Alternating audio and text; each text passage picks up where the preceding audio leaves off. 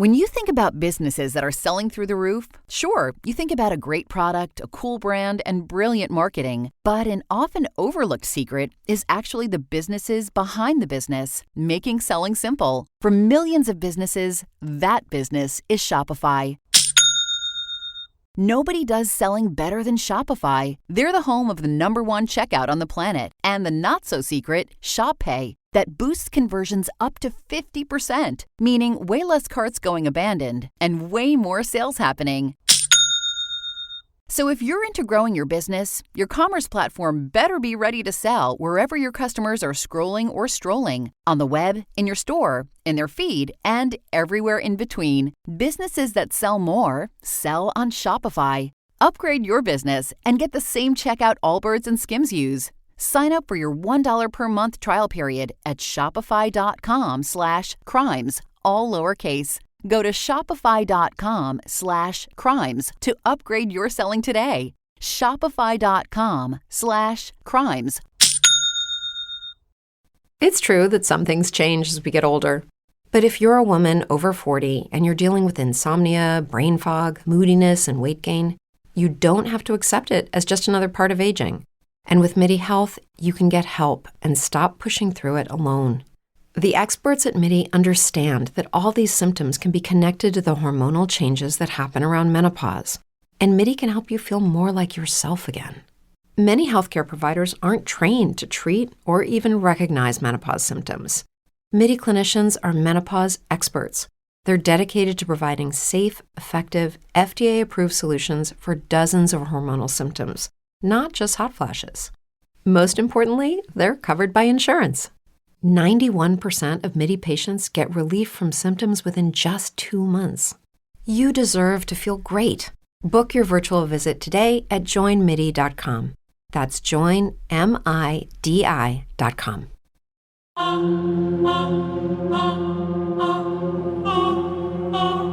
Okay. All right. So we're back with Laura Brand on Serial Killer Whisperer. It's been a few weeks. Laura has been jamming on her book.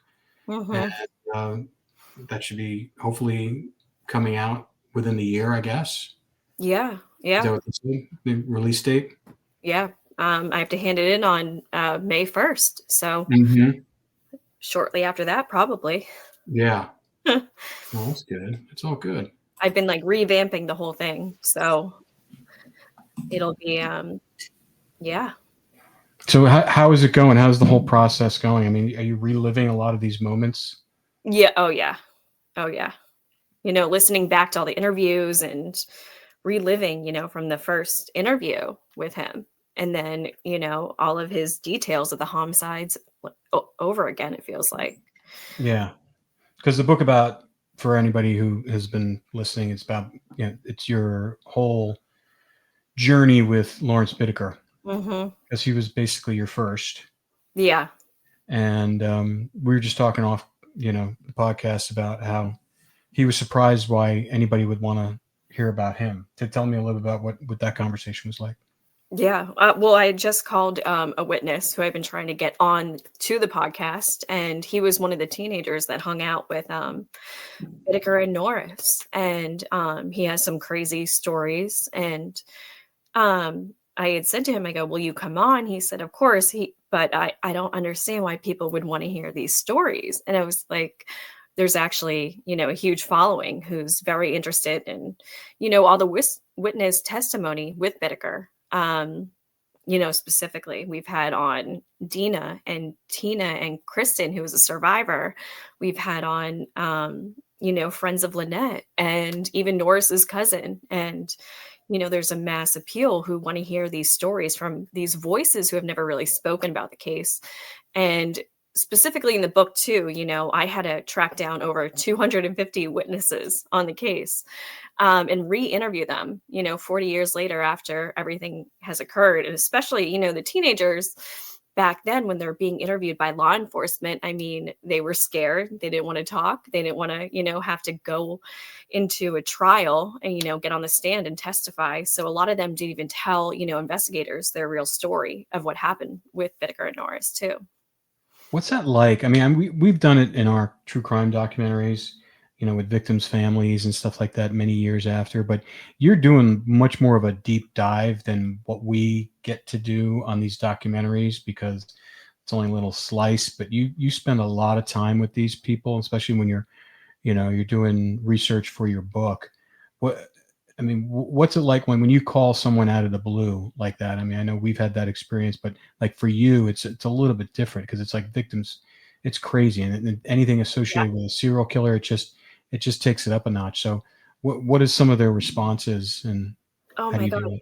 I mean, it's been crazy. I mean, you know what it's like when you're calling somebody out of the blue connected to a serial killing case. I mean, it's almost like you feel like a hurricane coming into their life or back into their life, um, which is, jarring for you to even want to make that call to them, because it's like, are you, you do this because you want to help, but are you hurting more, going back and looking into these cases? And with Whitaker and Norris specifically, with Cindy and Andrea still missing, I mean, I had to, go back and dive into this. And, I found about the Knott's Berry Farm and Gretchen. So, there's all these other victims out there. So I had to rip off these Band-Aids, and, got a lot of questions of like, why dig back in? And it's like, well, there's these girls that are still up in the mountains that have never been found. And then you have the unknown victims. So I have to look back into this, especially after he gave me the locations. I mean, what was I supposed to do? Not go back into it. But yeah, anytime you have to call the witness, I mean, it's hard. I mean, you've had that experience, and you don't want to bring up, past trauma with them. But, I've had, Yeah. Yeah, yeah. no, I'm not as good. Cindy's way better at it than I am. It's Mhm. like, it's hard.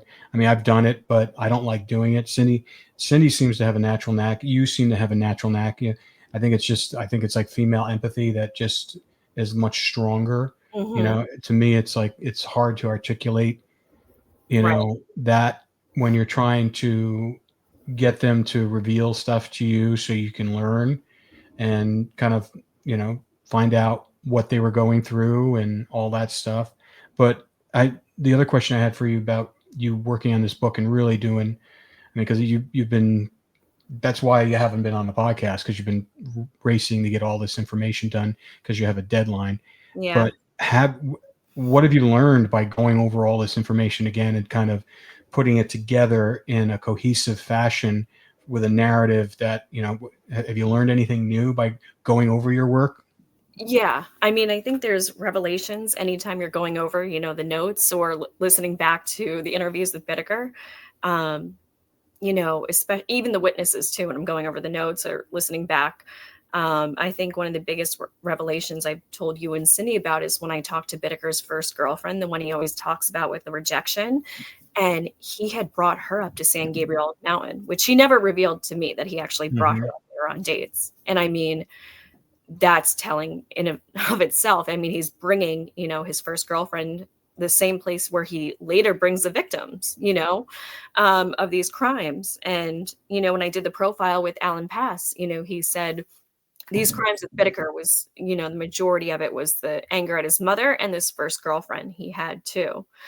And Norris, you know, when I look at his past, he's almost even more of an enigma to me because, he had such a good upbringing. When I spoke to his sister and I've spoken to his cousin, they had like a picturesque kind of background in Colorado. I mean, they were going to the roller rink every weekend, two family home. The only thing he ever reported to me was, his grandparents would degrade his mother in front of him, which is pretty much nothing. And even with Bittaker, I mean, you look at his background, there was neglect, but that was it. You expect to see more abuse, more sexual abuse or physical abuse or something with two, extremely sexual sadists, even in their own right.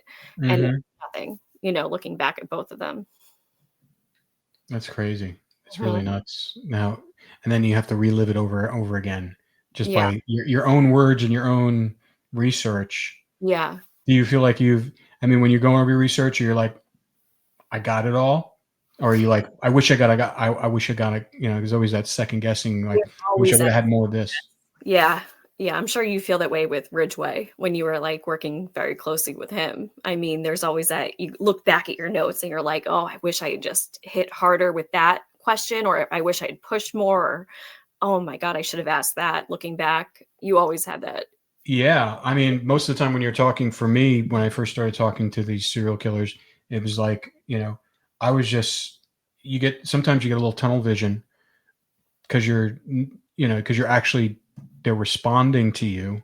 Right. And then after you get over that hump of like, all right, I'm talking to a vicious animal, Right. and you have to focus on, all right, what do I want to get out of this conversation? What do I want to learn from this conversation? What do I want people to learn from this conversation? Then it gets more into a flow, but it never, it never really gets easy. No. I mean, I you would, get, no. but I mean, for you, I mean, you do it on such a large scale. I Right. mean, you deal, and it's almost like they say the 10,000 rule. You ever hear that book about the 10,000 rule?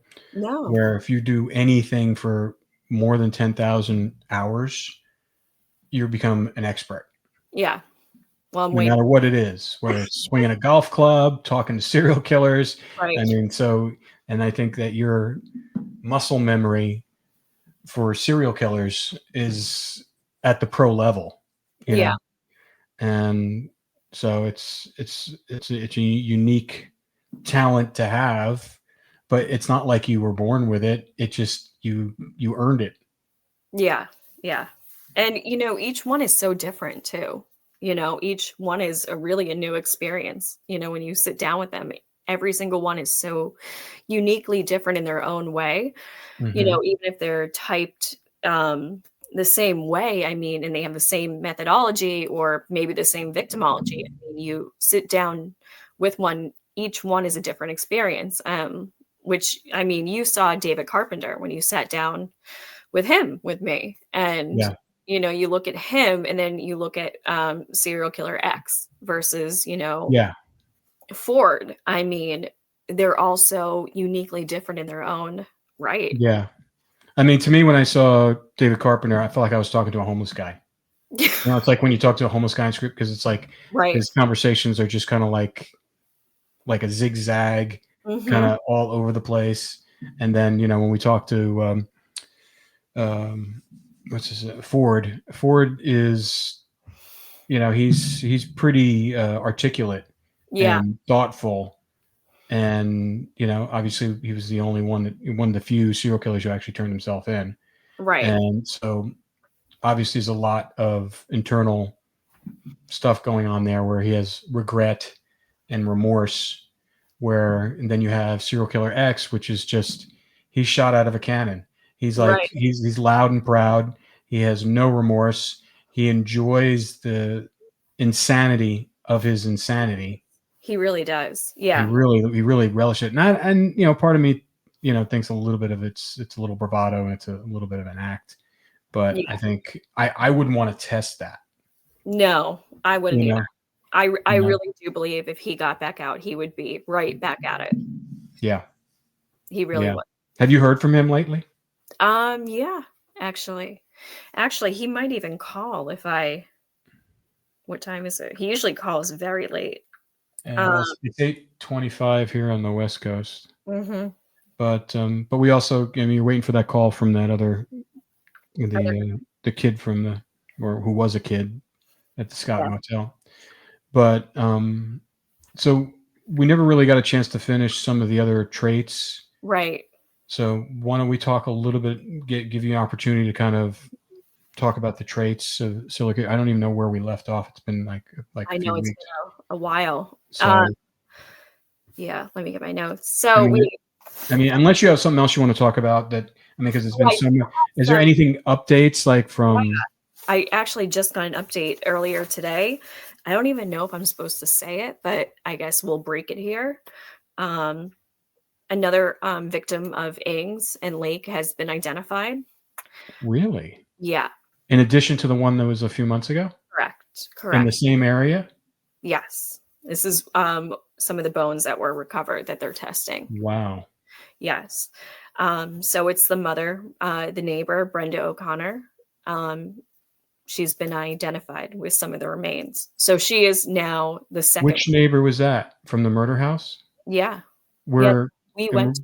Yeah, I know. How close of a neighbor was it in the house? One directly next door. The one where we walked up and that people that were in there and they told us they were asking us if we should be there in that house. That one, yeah. Hmm. Yeah. Yeah. They had just moved in, and it was Brenda, who was the mother. They had a young child, a baby, Now I remember. and a husband, and they actually were very fearful of Lake. And one of his friends from San Diego, from where they were from, actually came up with them. And even the husband and his friend had guns. I mean, this is how fearful they were of Lake. Yeah. And the husband and his friend were killed, and then Brenda was taken captive. For people who know the case, she was actually one of the ones taped in the chair. Oh yeah, the videotape. Mhm. Now her husband and the friend were found. Actually, law enforcement brought us to their burial site. Do you So remember? that's where they found him, where they took us? That was the husband and the friend. Yeah, that was Okay. Lonnie and his friend were there. That's where law enforcement took us. Yeah, that's where they were found. And now they were found initially. This is back in the early 80s when the case broke. Mhm. But Brenda and the baby were never found. But they found, the 48 pounds of bones when they did the excavation back then. And Reggie was just identified, and now Brenda has just been identified with some of those remains. Through DNA? Mm-hmm. Wow. It's So not known yet. I don't even know if I'm supposed to be telling anybody, but yeah. And there's a lot. it's gonna come out very soon. It is. If it's not even gonna, When break did they discover this? this week. This week. Yeah. Wow. Mm-hmm. Does Ing know? Ing does not know yet. We do have Ing's reaction to Reggie on tape. How was that? Not good. What did he say? I mean, I mean, he was freaking out. I mean, I don't even know how to describe it. I mean, he never thought these bodies were going to be identified. He just thought they were collected and that was going to be it. I guess, yeah. I mean, because back then was, what year was it? I mean, it's been 40 years. Yeah. I mean, the DNA stuff didn't start popping until 2001. Right. So, I mean, they've had the remains, but they haven't been tested. So he never thought any of these were going to get tested. He never thought, he'd have to worry about any of it. So it was a surprise when we told him. And he doesn't know about Brenda as of yet. Wow. Mm-hmm. I mean, I don't understand what he thinks. I mean, he's in there forever. Right. But I mean, it is an active case. Mm-hmm. So they could still charge him with more. Yeah. I mean, what are they going to give him? Like another 100 years? Yeah. I mean, they could. I mean, it kind of rules out his resentencing that they're all talking about. right. That can kind of slam the door on that. Not that I don't think he'd ever get out on parole. I mean, but California, you never know. Right. With everything Newsom is doing. I mean, Serial Killer X is up for resentencing. He is. Yeah. I mean, Norris was up for parole before he died too. Yeah. People don't realize. He had a different deal because he flipped on. True. Yeah. So on Bittaker, so he was able to. So he was under a different deal. He didn't have the death penalty. Right. Right. But you'd be surprised how many of these guys do come up for parole, and sometimes it does get granted. Cindy's friend that she went to college with, Nina. Remember we had her on? Oh yeah. That's one of the things that she specializes in. She goes to, because her Victims Rights United, I think it is. Mm-hmm. They that's what she does. She sends people to their parole hearings to make sure they don't get out. Yeah.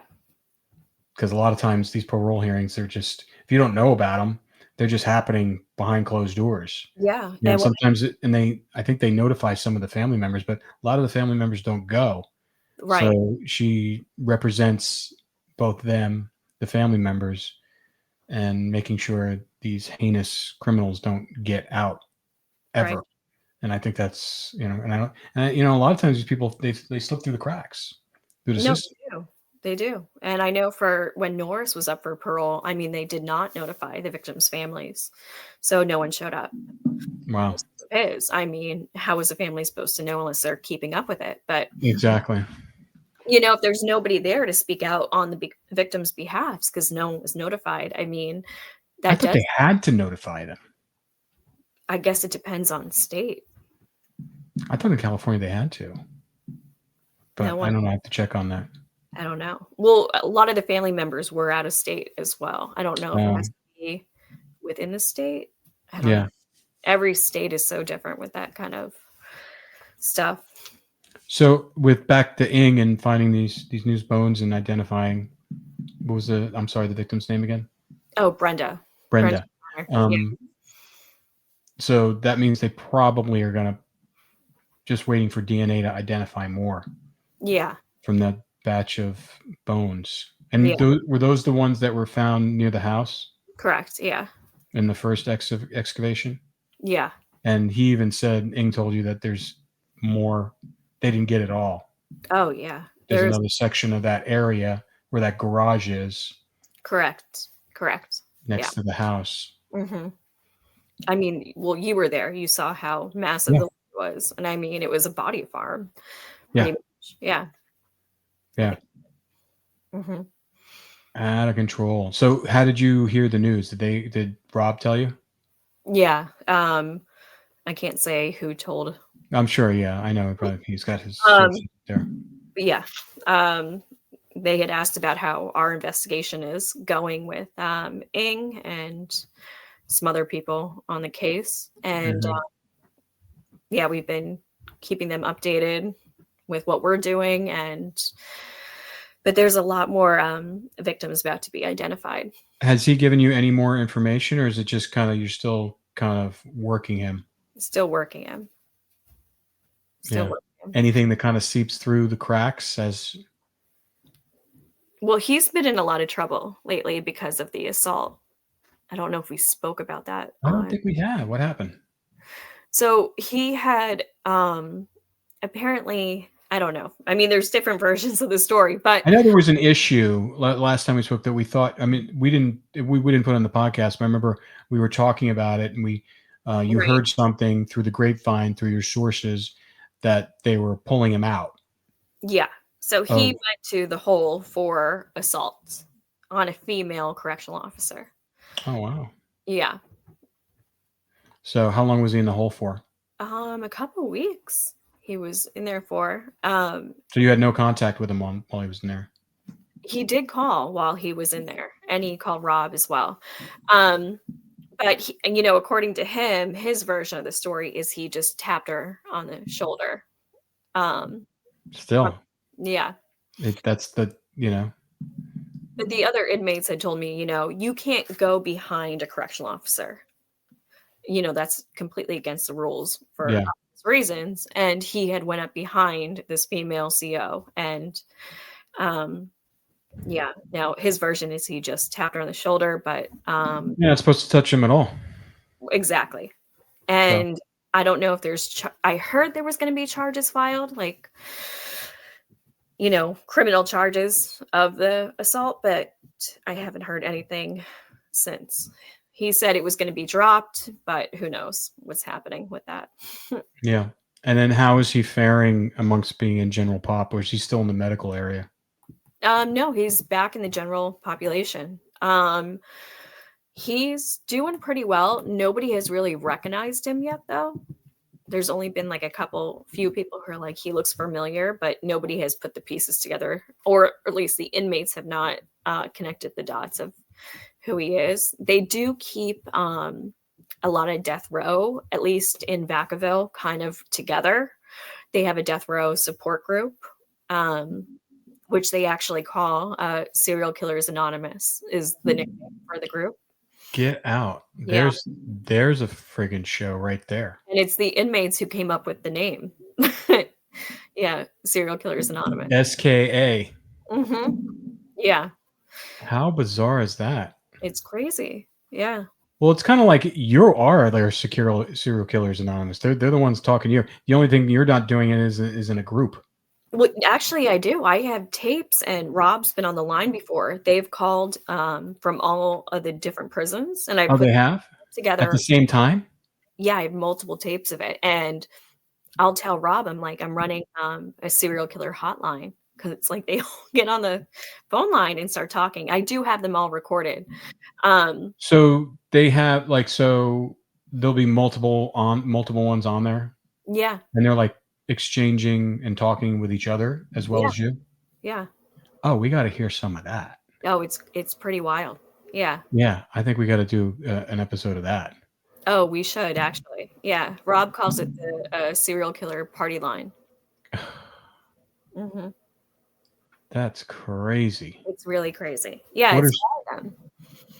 so get like, who are some of the people that are usually get on that phone line? Let's see. There's been Wesley Shermantine, Mhm. Chester Turner. Um, who else is there? From Donovan, there's been Wesley Shermantine, Chester Turner, Serial Killer X has even hopped on, Wayne Adam Ford, James Marlowe, who we've spoken about. Yep. Um, who else is there? Ing has been on there. With other people with her? Yeah, Ing has even Wow. jumped in. Yeah. Um, I know it's crazy. Um, I'm forgetting like a bunch of them. Let's see, That's Chester okay. Shermantine. What are some of the things that they actually talk about? Just the prisons that they're in. You know, Okay, so it's just kinda conditions, what they're doing, and just, like, daily shit? yeah, but it's also kind of mixed of like, does anybody know who you are? Have you been targeted? Type of thing. Oh, okay. Because now they're off to throw. They're back in general pop. It's more like, are you a target? Have you heard any stories or anything? And there was a murder with one of the serial killers. I forget which prison it was at. That was a big conversation between them. Because one had been murdered, and this is their biggest fear, is they're going to be targeted, they're going to be murdered on mainline. See, that's the weird thing. I mean, if you're at that level, it's so interesting that they fear death, I know. you know? When you're that much when you've taken that many lives and you've taken those risks and they've locked you up and thrown away the key. I mean, it's amazing that they even had the capacity to fear death at that point. I feel like they fear it more than the average person too, from my talks with them. Do you think that because they don't, they know what's happened, where they're going to go after Yeah, they die? I think that's a big part of it. I They think well, I think when they're faced with death, just like Bittaker was, is it starts to hit them like, what is on the other side for me? exactly. I mean, could you imagine? I can't even imagine just a normal person facing death. You start to think, what is on the other side? What's going to happen? Hmm. Knowing you've taken just one life, I can't even imagine when you've taken it multiple lives in the most heinous way, and now it's like, oh my god, what is on the other side? What's going to I happen? know. I That's know. gonna be a very scary, revelation for all of them. And I've seen it firsthand with Bittaker, the way he Yeah, I gets. know. I know. I can remember when we listen to his tapes as he gets closer to death. You Yeah, can definitely hear it in his voice. You can his demeanor and the tone of yeah, his voice. He just sounds like a very weak person. yeah, And to me, it's like it's the ultimate cowardice. yeah, You know, you yeah, you, you went through life raping and murdering innocent people, and now you have the gall to be afraid for your life. for your life and what's next, right? Yeah, Hmm. it's like that's ridiculous. I It's know. almost it's comical. It is. And Kempo, when he was working with Ted Bundy, he was with Bundy in interviews, like face to face, like I was with Whittaker. Hmm. Read his reports of Bundy, it was almost identical to my experience with Whittaker.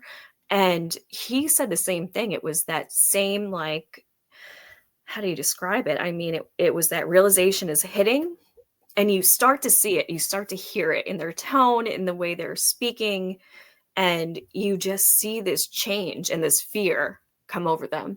And you can tell that all they're thinking about is what is next for them. And it's just a complete 180 from who they were, prior to this realization that death is coming. Cowards. Mm-hmm. That's all that comes up. It's just such a cowardly way to be. It's like, I can't imagine. Yeah. Can't imagine. But yeah, we definitely should, maybe next week when you have to, if we have time, if you're not busy writing the book, we should definitely listen. I'd love to hear some of those tapes. I'm sure a lot of just crosstalk between a serial killer support group inside. Oh, we should. Prison. I could try to do a live one. Should we try to do a live one? Yeah. Let's see if we can do it. Yeah. Because it's just, just the fact, because I know when we talked about, at San Quentin, that the few of the guys used to get together all the time, like Douglas Clark and Bittaker and whoever, I always forget his name, the Wolf. Oh yeah, Marlowe. Yeah. How's he holding up? He's good. He is now down at, where is he? Oh, he went to Donovan. Mm-hmm. Yeah. He's different though from all the rest though, I feel. He is. He's a very unique one. Because I felt like a lot of his murders were motivated by drug fueled craziness. Mm-hmm. Because he definitely, when we had him on, it seemed like he fully acknowledged what he did. Yeah. And in detail, and told us what he did and why he did it, and and all that stuff. So he just seems like he was like in a drug filled rage, and he did it that way. Yeah, he's definitely for a murder. He was pretty honest about his sins. Yeah, which isn't typical of any of them. No. But yeah, it's interesting that the whole thing about Ing now though too, with the I imagine they're probably going to come up with some more victims' names soon, because they're in that DNA process now. Yeah, they're running all that stuff in. Coming. Yeah, a lot more. Yeah. I think what did they say? It's over 1,000 fragments of bones. Yeah, and I mean, it's probably a lot of the same people, but I mean, they're estimating over 30. Wow. Yeah. And they've only identified how many? Like 3? 2. Just 2 now. Brenda's gonna, the second one. Wow. Mm-hmm. Yeah. Still a lot of people. And that's just and like I said, there's more bones underneath that area that Ing told you. Right. So I mean, there's still more out there too. And they haven't excavated that. Right. But I don't know why the state just doesn't buy that property, or the county. The guy is holding on to it that we met with. Yeah, I don't know why he's holding it on either. If I had a property like that, I would ask the county. It says, "You want to buy this? Just give me whatever money you can, and it's yours. And right. You can excavate it, do whatever you want." There was a creep factor there. Why would you want to own? He had blood all over him when we met with him. Yeah, what was that about? Oh, I don't know. It's weird. And the place is so dark and dank, and I can't imagine being up there at night. Remember, I looked through the window and I said, that looks exactly like the chair that he was sitting on doing the It was the room. Yeah. Like nothing on the inside is done. I mean, he doesn't even live there. Did the police look underneath the house? Like, remember that section that was that crawl space that you and Cindy were saw the locked door? I don't know if they've searched under there, but I would think if the fact that they were able to identify 2 sets of victims, that they would have a warrant to really kind of just go crazy on that property. You would think, right? Yeah. But I guess they're kind of doing it their own methodical way. Yeah. Because I don't know why that is legalities. Like even when Rob and I were coming in to the case, there was a lot they couldn't really disclose to us because they said, this is still an active investigation, but kind of pointing us in the right direction. It's No, they were more cooperative than the homeowner. oh, definitely. Yeah. I remember we showed up there the second day, and like the homeowner was like, he already had the sheriffs there, and he was more adamant. He was more pissed off at us than the sheriffs. They were like, They yeah, wanted us to come in. They were like, absolutely. I was like, can you show us the dump sites? They're like, yeah, Yeah. and Yeah, that, they want to solve this. mhm. I mean, it's like, I'm sure it's a big albatross over there around their neck. Right. And all you have is Ing left. Yep. Hmm. Oh, speaking of which, any more developments about the Hawaii victims? Not yet. I don't think we haven't spoken about that, have we, on air? Well, I I guess don't know. I think we talked a little bit about it, a little but bit. I know, yeah. But anyway, No, we're still looking into it. But we have a few that we believe are the ones that he's speaking about. Yeah. Okay. That Crazy. Victimology, MO, everything. Yeah. So when was the last time you spoke to Ing? A couple days ago. How was his time in the hole? I mean, it's the whole, solitary for Yeah. people. Oh, yeah. I mean, they have nothing. They're, I mean, the whole thing is solitary. yeah. So they're stripped of everything that they have in a typical prison cell, which is, a TV. And with him, he loves his art supplies. So he's been very upset about his art supplies because they won't give him his art supplies from San Quentin at Vacaville. How old is Ing now? 66, I want to say. Yeah. He's getting up there. That's crazy. I know. Any status on the Ashton Kutcher guy? I can't remember his name. The Ripper. What's his name? Oh, Gargiulo. He's still awaiting trial, still in county. He's still causing hell there. I think I told you they keep putting him in the psych ward, then putting him back out in mainline. They don't know what to do with him. Yeah. That they didn't know what to do with him at San Quentin either. They were doing the same thing at San Quentin. Yeah. Just moving him around, keeping him away from other people. I did speak to his lead investigator out of Los Angeles, who's going to testify at the trial for Trish. Yeah, they actually had, I don't know if I'm supposed to say this either, but they had 2 undercovers working, undercovers in the prison with him. And they got a lot of information that way as well. So they do that all the time. Yeah.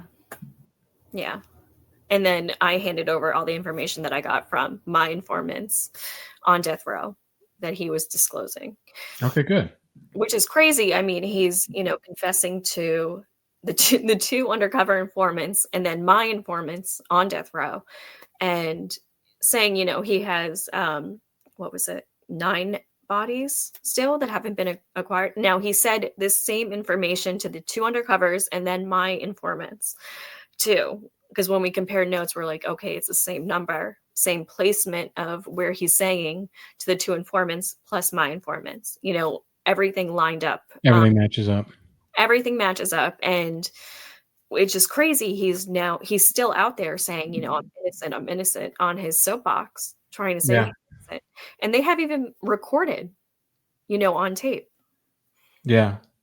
Yeah. But will they be able to, even though he's admitting to that, will they be able to even charge him? Do they have bodies?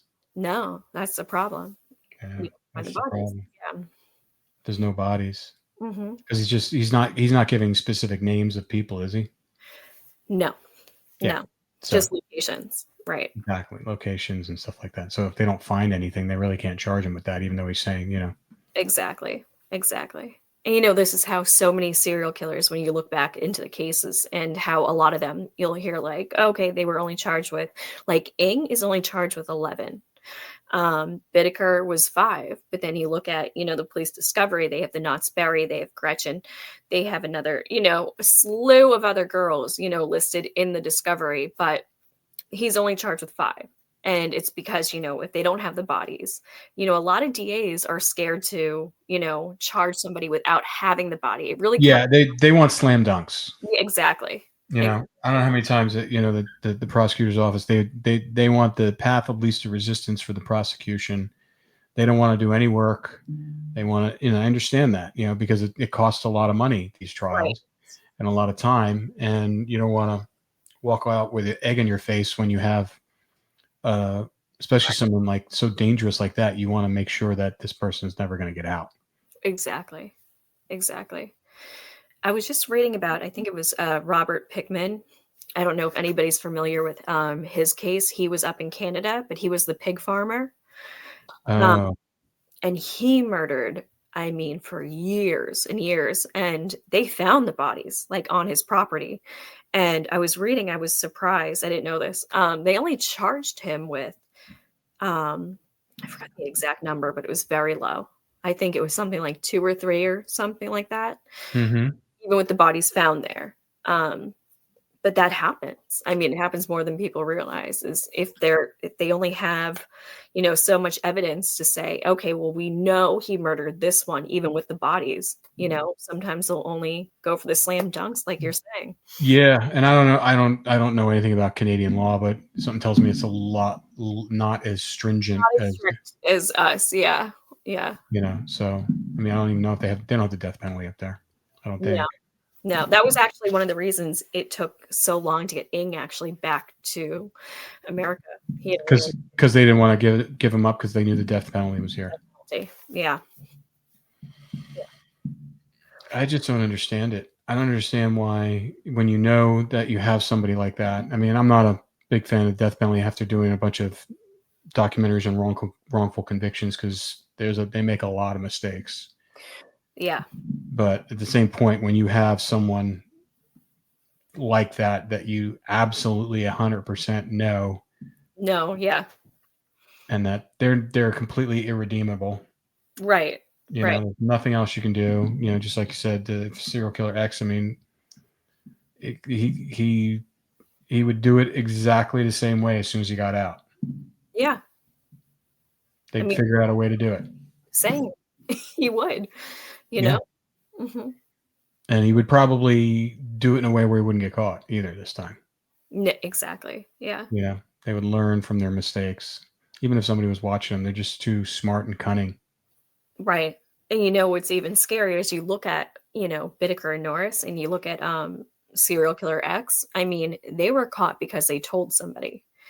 And that happens a lot too. Is like, they're so forensically savvy and they get away with it with law enforcement and forensics, but they make the mistake of telling somebody, which makes it even scarier, because you think about, the ones that are out there and still out there who do the same thing, but they're not, they're not bragging. They're not bragging. Right. Yeah. It was like Gary Ridgway. He didn't tell anybody. Yeah. He lasted for years. Exactly. But when he got caught, that's when he started bragging. Well, yeah, that's when they can finally. I still remember I had to go through. It was like, because they interviewed him, because when he made a deal with them to kind of give up bodies, which he didn't really do. Yeah. But for, I think it was like almost like a few months where they had him not in the prison, but they had him in a conference room, and they videotaped and recorded 8 hours a day for like a few months of him just telling him and it was just, I remember I had to go through all that, and it was just like, he was so matter of fact. Mm-hmm. He was the real crazy one is when the investigator was saying, well, when you raped and killed them, and he says, I didn't rape them. He goes, I paid them for sex. He goes, but you never did pay them because you killed them. Yeah. And he just the fact that in his logic was, I was going to say their logic sometimes it's really astounding. Yeah. Yeah. Just like Bittaker and Norris, when you hear the tapes of him going, we didn't plan it because we took the girls in the moment, but they had planned it years in prison. Sure. They were trolling. They were prepared for it. Right. Just because they didn't plan for that day. It was like they were fishing. It was, this is a Right. good flash. This is a good spot to fish.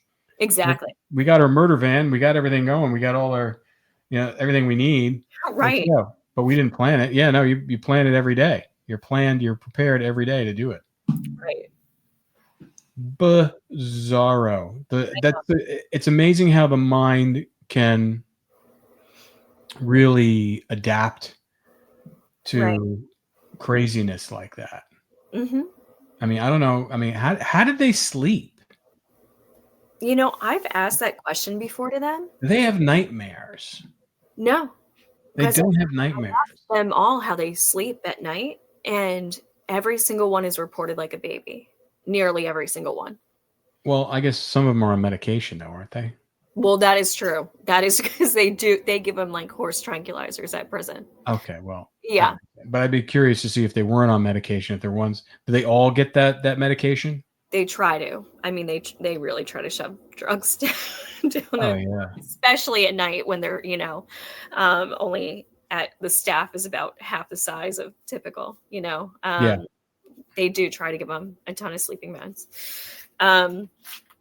But yeah, I would, that is a factor you got to put into there too. And, even when I'm doing an interview too, is I like to see what medications they're on, if that could, be a factor into why they're speaking, matter of factly, but typically it's not. It's typically, when they're talking about it, like you said, it's almost like they're reading a grocery list. It's like there's no emotion behind it. They're just doing it matter of factly, point by point of this is how I killed her. This is how I raped her. Just nothing there. Yeah.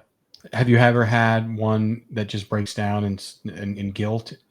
Yeah. I mean, when I was pregnant, when I went to go spend those months I did Bittaker, Douglas Clark, and Wayne Adam Ford. And I said to Ford broke down a few times. And I remember, with Clark and Bittaker, they always numbered the victims. And I see that a lot. They'll be like victim 1, victim 2, victim 3, where with Ford, he would mention them by full name. And he always did. And he still does. I mean, he mentions them by their full name. And I always took note of that. I've mentioned it to him. But then actually one time Bittaker, unprompted out of nowhere, said to me, he goes, and it was almost like he was reading my mind. He goes, when I number them, he's like, and I've had a couple killers also make this remark to me, when I'm numbering them, it's only because I am trying to disassociate from the murders themselves and their names, because it's hard for me. And I've always taken that into account too, especially if they've made this remark to me, that they're different, kind of disassociating really from their crimes, but that's what they do it by not naming the victim. And I mean, this is the process they go through prior to the murders, is they'll disassociate from the victim themselves. They'll actually depersonalize the victim, and the mindset they get into, or what they have reported to me, is, it's no longer a person to them. It's almost like fishing. I mean, it's like hunting an animal. Right. Exactly. Yeah. I know Gary Ridgway, he sent me a laundry list of his victims, and he had them numbered. If he had remembered their names, he would have their full names. Sometimes he would have their first name. He'd also have descriptions of what they look like. He had a rating system, like, a star if they were particularly pretty, or he really liked them. He liked the way they looked. It was pretty detailed. That's interesting. Yeah. Yeah. And I think we put it in the documentary, but it was just, I remember when he sent it to me, because I was talking to him like probably once a week for like 4 months, Yeah. And because, we had to have his participation, like, for the documentary. We had to, fortunately, his older brother signed his release, because he had his power of attorney. but it's bizarre. It's just bizarre. And like the other thing I was talking to you about before is just like how these families that are still close to these killers, that they're connected to, some are very still connected to him. Like, they still, the Ridgway family, they still talk to him, Yeah. and and others like, Jen Carson, who her father was, a serial killer. She is thinking about talking to him again. And then you have BTK's daughter who doesn't talk to him again. Right. Doesn't want even anybody else talking to him.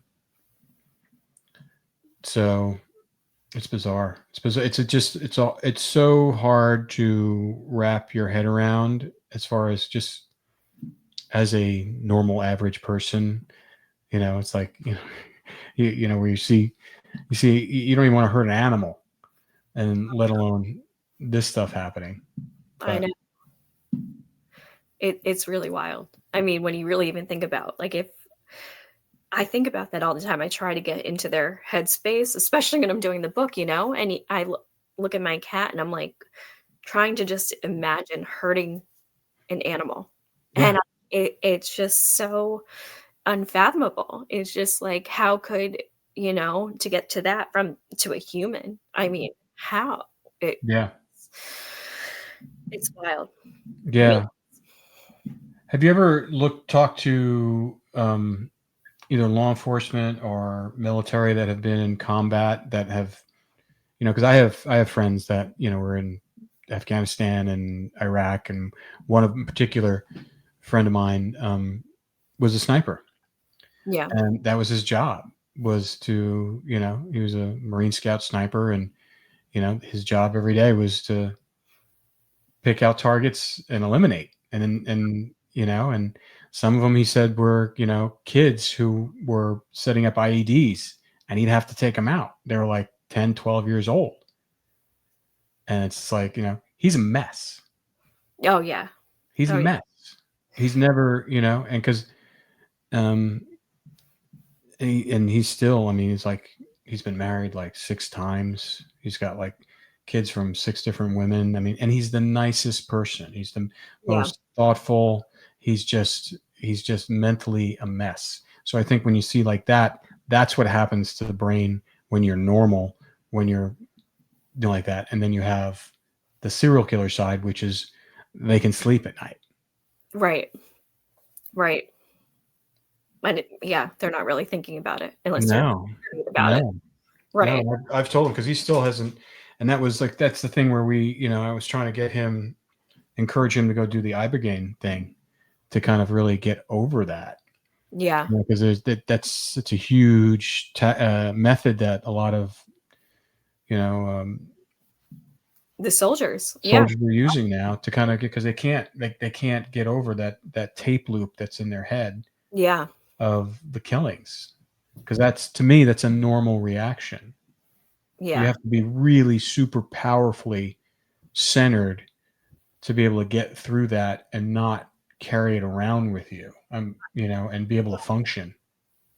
I mean, that's the biggest thing is, how do you, leave it at the job and not carry something like that around? I mean, that's I don't know how you would.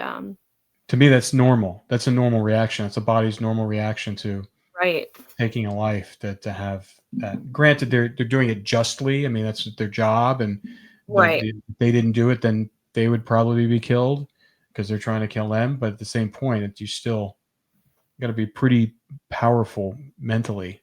To really kind of overcome that tape loop that you see in your head. Oh yeah, completely. Yeah. It's fascinating. It'd be interesting to see the parallels between soldiers. Interesting idea too, because when Dr. White and I have been looking over, the 75 questions of the questionnaire, we want to give it to law enforcement and just common everyday people and measure the results between, the serial offenders, law enforcement. And that actually would be very interesting to have, men who have served in combat, who have, been been put into a job where they've a role where they've, it's their job to kill, what their answers would be to measure those as well into it. Yeah. Yeah. It's like a baseline for you. Yeah. Yeah. It'd be very interesting. Very interesting. Normal people under unusual circumstances where they're forced to kill. Right. It's part of their job, and how they process it, versus a serial killer who is doing it as a compulsion and fetish and enjoyment. I was going to say for pleasure, for sport, even. Yeah. That is interesting. Yeah. That's interesting. Yeah. Bizarro. It's all bizarro. It is. I'm glad that you are able to do this work, because there's very few people doing this. Yeah. And I think you're. See why. Well, yeah. I mean, but now it's like you're the fact that you're all in. Yeah. You can't. I mean, it's like the amount of data that you've accumulated. Right. Right. And now it's finally, I think I'm excited it's about to come to the public. I think we're going to publish this study pretty soon. And the book is going to be published, and it's going to be book 1 with Bittaker. Absolutely. I mean, and you have so many, I mean, with all these other stuff, I mean, you're going to be writing books for the next 10, 15 years. Yeah. And I'm excited to finally bring it to the public, because I don't feel like, the Toolbox Killer really did anything. Well, yeah. I mean, it was like a commercial. It was a commercial. Yeah. It really was. Yeah. So it's exciting that it's finally all going to come out, like all the findings, all the research, the interviews. That's always the challenging thing, when you do these true crime television documentaries, that it's like you're kind of forced into these time frames, and you have to get so much information packed into such a small package.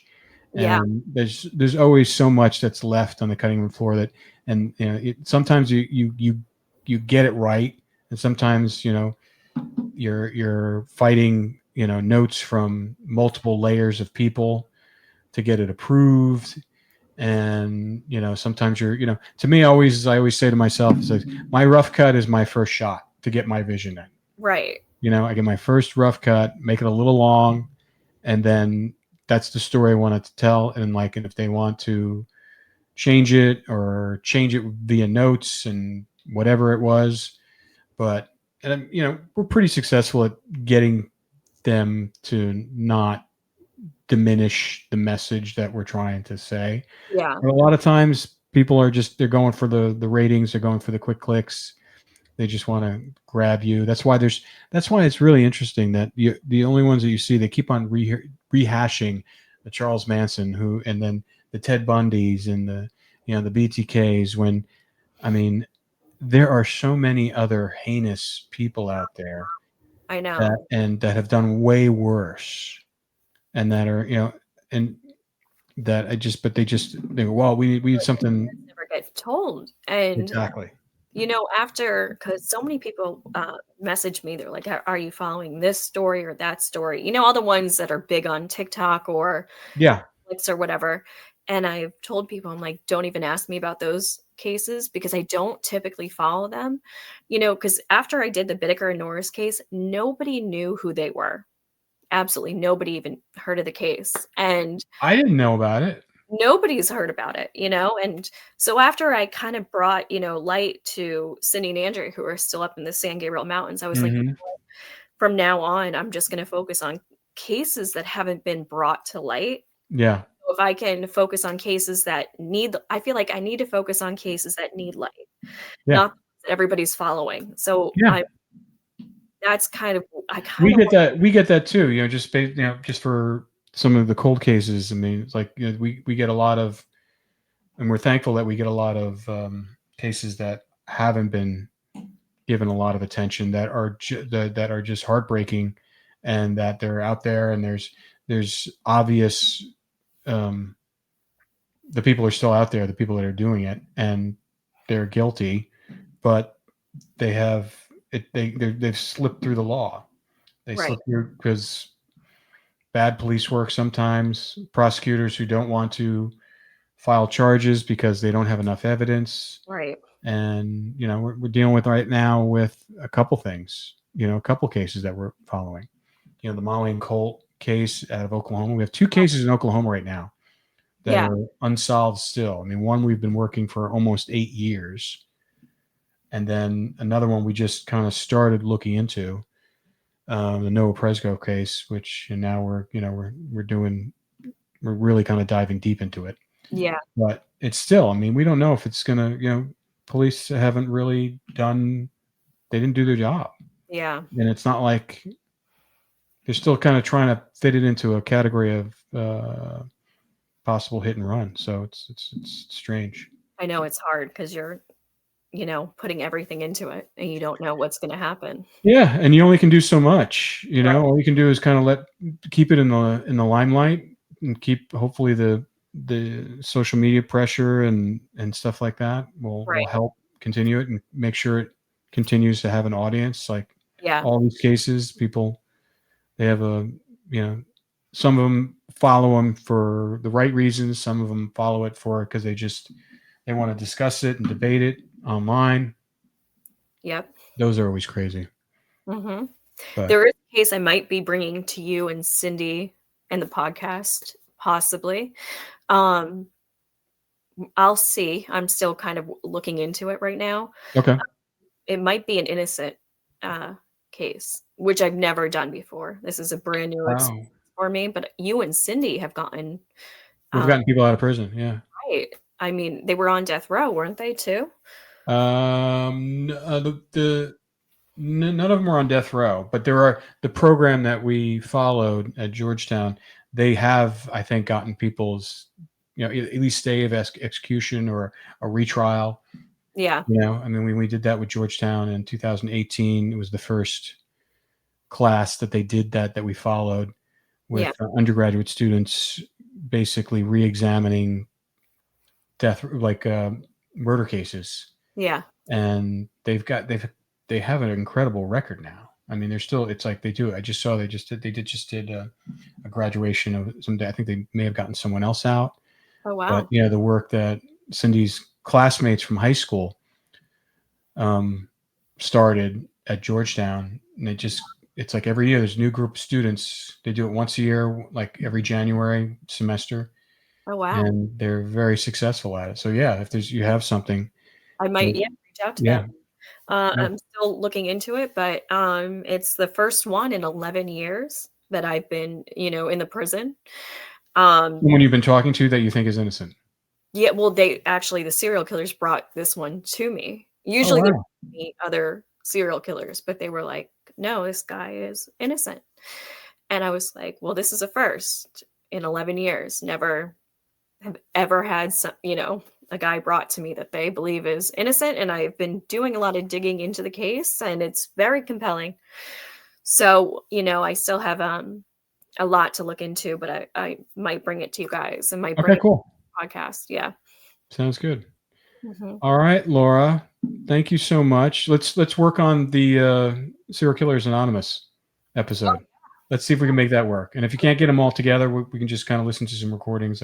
But to do it live, that would be amazing. Would you guys I guess I'll ask the viewers, would you guys like a pre-recorded episode of them, or do you guys want to hear them live? I think they want it live. Do you guys want it put it in the comments if you guys want it in the comments. I vote for live.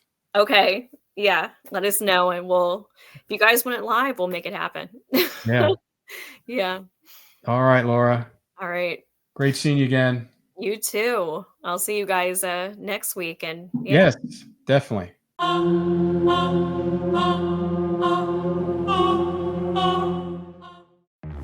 This weekend, only at Macy's, it's our lowest prices of spring. How low? Diamond rings, pendants, and earrings, only $399, originally $1,500. Ninja blenders, now $89.99. And $395 men's designer suits, only $99.99. So if you're wondering why you should shop Macy's lowest prices sale, well, the name pretty much says it all. It's our lowest prices for one weekend only. Starts tomorrow at Macy's. Savings off already reduced prices. Exclusions apply.